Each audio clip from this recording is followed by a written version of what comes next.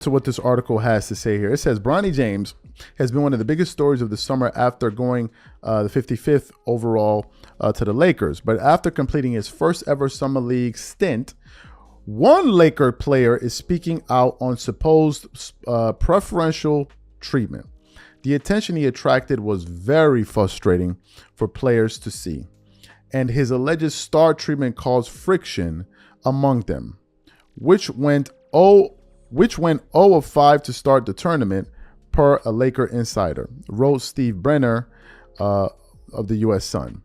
That kind of tension didn't help the group of players to build chemistry, said an anonymous Lakers player, and you could feel that there was no unity between this group of guys, as Bronny was the main guy, and the others didn't feel that it was right, that he deserved that.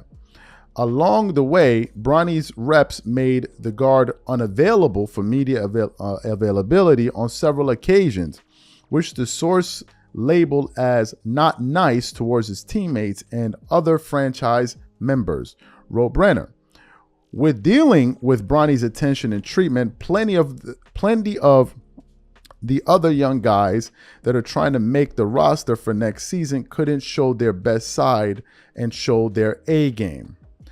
As the son of basketball royalty, it is no surprise that Bronny came in with a massive spotlight over his head as the first father-son tandem on an NBA roster. They are on the verge of history together, and it becomes a popular storyline to follow.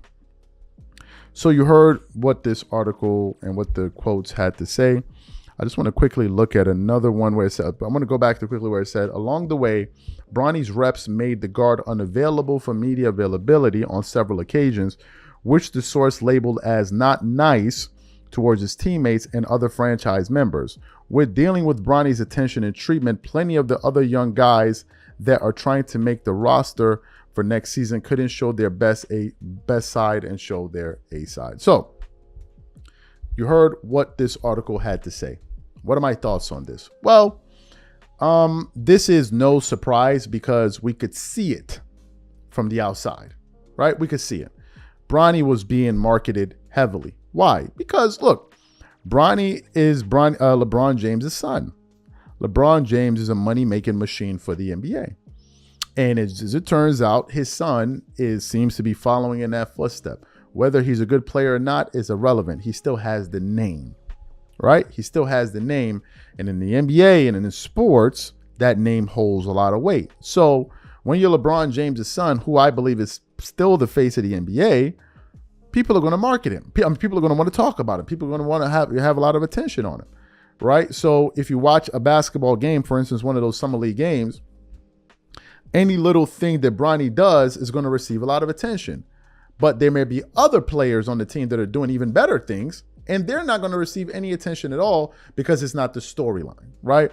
And maybe some of these players feel like, look, this is unfair, right? We're all out here. We're trying to do the best. We're trying to, ensure that we can get a spot on, one of these teams next year. And then this guy's getting all of the praise and then getting all the attention. And then you match it with the fact that, he's getting preferential treatment.